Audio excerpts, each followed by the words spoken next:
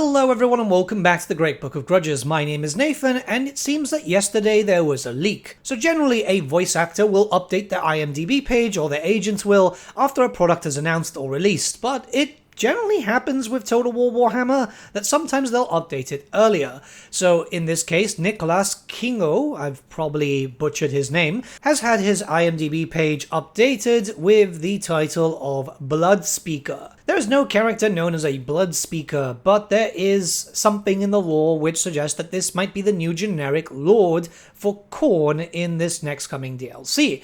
Now this is actually quite important for a number of reasons.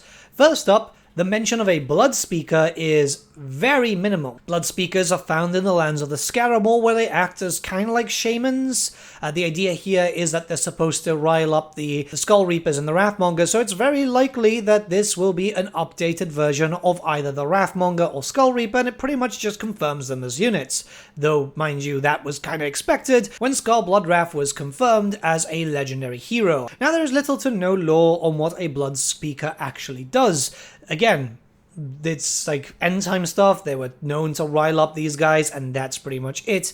I imagine they'll have something to do in the lines of like a Bloodfather, which was from Warhammer Fantasy Roleplay, two different things, but in some cases the lore does kind of homogenize to become the same thing, but it does lay a lot of questions. I mean, we'll find out soon enough, I imagine. I can't imagine Creative Assembly taking too long after 5.3 releases to be able to start talking about this DLC, especially since, you know, time is running short. We're almost there at the last months of the year. I think everyone was already expecting the End Times units anyway, so it's pretty exciting. Wrathmongers and Skull Reapers, if they end up being in the DLC, that should be pretty cool. There's a lot of cool stuff in the End Times anyway, and, I mean, they're awesome looking models. Why wouldn't we want that, right? Before we end this video, it does lead me to question a few things, especially when it comes to this, right? A Blood Speaker. If this is legit, it was spawned from a mention in like a half a sentence, essentially, right?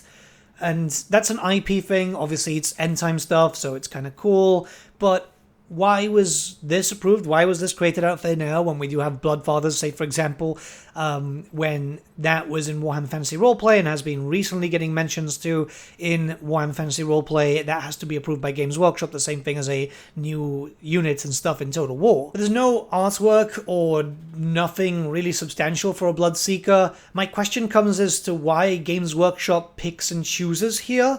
Because we know this is a Games Workshop thing at this point, after the issue of the repeater handgunners. They were created, they were modeled, they were animated, they were textured.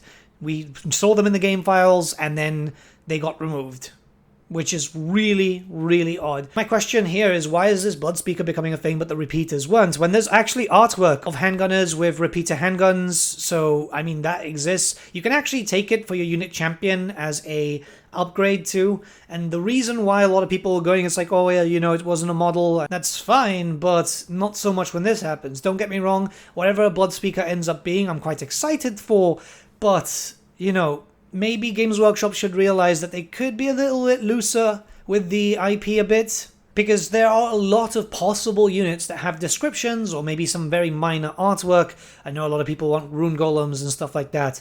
Descriptions exist for them, small art pieces does exist. Those could be turned into a unit. They never had models. I mean, recently the Rot Knights for Thrones of Decay never had a model. They had rules, but no models, no artwork.